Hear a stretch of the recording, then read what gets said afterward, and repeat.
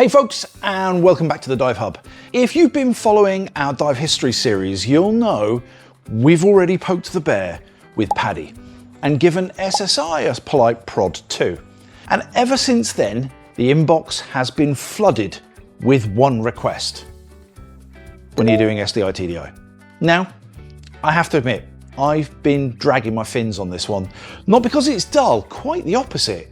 It's the most rebellious, most requested, and arguably the most misunderstood agency origin story in diving. And here's the kicker. As somebody who's spent years certifying divers under PADI and SSI, I thought I had the whole thing sussed. But tracing SDI's roots made me pause and ask, have I backed the wrong horse?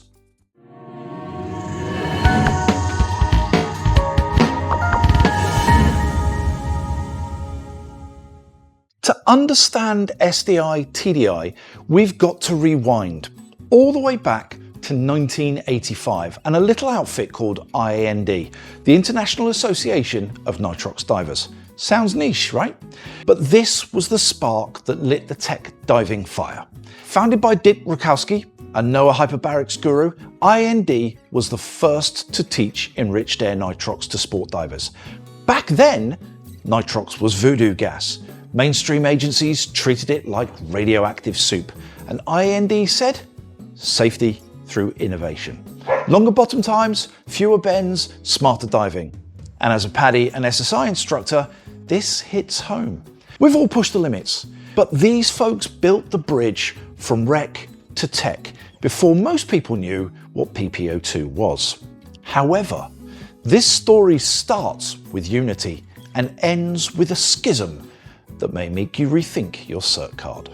Fast forward to the early 1990s, IAND evolves into INTD under Tom Mount, a Navy vet with a love for protocols and a cautious approach to tech. Enter also the rebels. Brett Gilliam, a record-breaking dive showman, Mitch Skaggs, grassroots nitrox evangelist, and David Sipperley, a freediving phenom turned scuba strategist. They joined INTD's leadership and injected energy, and then clashed. Mount wanted slow, steady growth with a focus on consistency, get it almost perfect before you take it to market, and make sure it's well researched. The trio wanted speed, accessibility, and a splash of controversy. They wanted to move much faster than Mount's conservative approach would allow, and so they split. By 1994, they had had enough. They launched TDI, Technical Diving International. It was a kitchen table startup with their big dreams and no whiskey. Why? Why no whiskey? No whiskey. Their innovations? Nitrox certs without mandatory dives? Instructor insurance? Finally. Rebreather courses for the masses. Gilliam's flair made TDI the edgy choice. He had forum feuds online, debated records, and his tech cowboy vibe drew pros in who were tired of those more conservative vibes. So here's a debate moment. If I jumped ship early, would my tech students be safer and more inspired? Did PADI's or SSI's structure hold me back from this thrill? By the late 1990s, TDI was thriving in a tech niche. Rebreathers, trimix, caves, wrecks. But the founders saw a problem. Tech divers were arriving with weak recreational foundations. Agencies like PADI were pumping out divers who could hover in a pool, but who panicked at depth. The solution? Build a rec agency from the ground up with tech DNA baked in. It was also a damning indictment in their parts to the standards of outcome and the actual teaching methods being adopted by PADI instructors in the field. So enter Scuba Diving International, SDI, which was launched in 1998. This wasn't, though, a side hustle. It was a strategic pivot.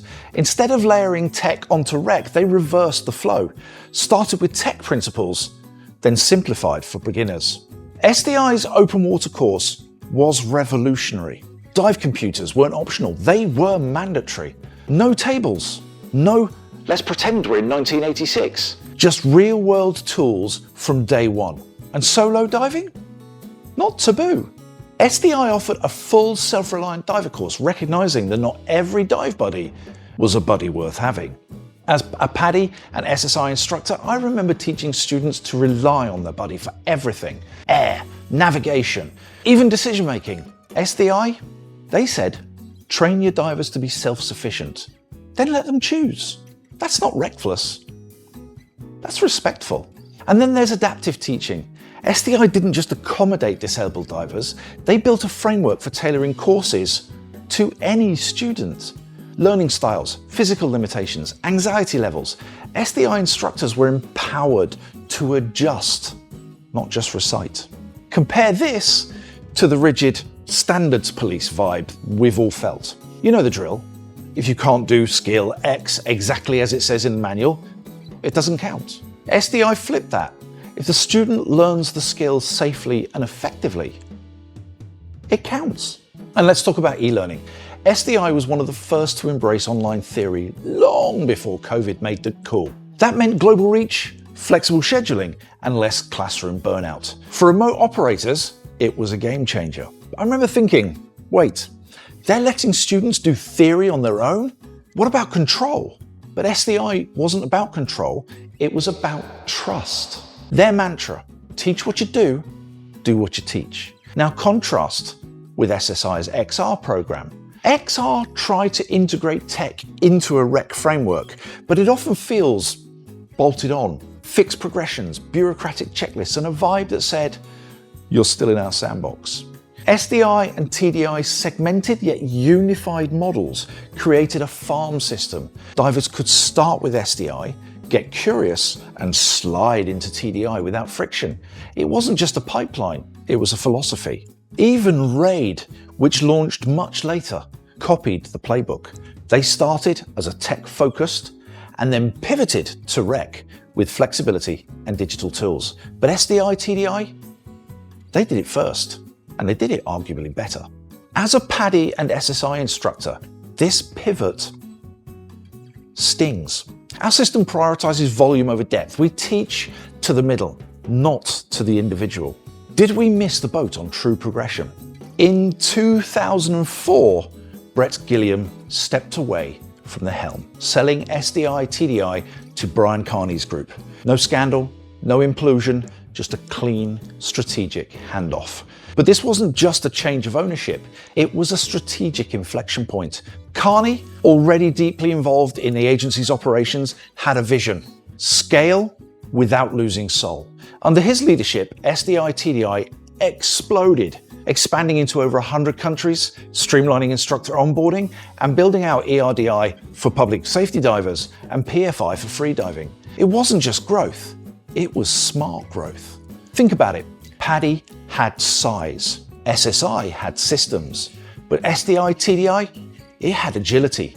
Post-sale, they moved fast, adapting standards, embracing digital tools, and welcoming crossover instructors with open arms. No gatekeeping, no drama. Now here's the spicy bit. SSI was sold to Head in 2008. Is that a coincidence? Maybe. But let's ask the question, did SDI TDI's rapid post-2004 expansion spook the competition? SSI had long positioned itself as a tech-savvy alternative to PADI, but suddenly SDI TDI was outpacing them, offering e-learning, adaptive teaching, and seamless rec-to-tech pipeline. SSI's XR program felt like a retrofit. SDI TDI's model was native. Could SSI's sale have been a strategic response, a move to secure capital, restructure, and compete with the fast-moving disruptor? We'll never know for sure, but the timing raises an eyebrow. Meanwhile, TDI SDI kept evolving, and in 2024, they launched their One Dive family rebrand, unifying SDI, TDI, ERDI, and PFI under one banner. The message? Whether you're teaching open water or trimix, freediving or rescue, you belong here. And while PADI doubled down on exclusivity mandates, locking instructors into rigid contracts, SDI, TDI opened the doors wider, streamlined crossovers, their evaluations, their DEMA outreach, and a culture of trust. The results? The Net Promoter Scores tell the story. SDI TDI are +5 in rec and +22 in tech. PADI, negative territory. That's not just numbers, it's sentiment. It's instructors saying, I feel heard, I feel free. So here's the debate. As a PADI and SSI veteran watching SDI TDI's tech roots, adaptive teaching, explosion in growth, I got asked the question, did I back the wrong horse? Their ideals, innovation without rigidity, might mean happier students, better business, and a more fulfilling dive life. So, is it time to cross over?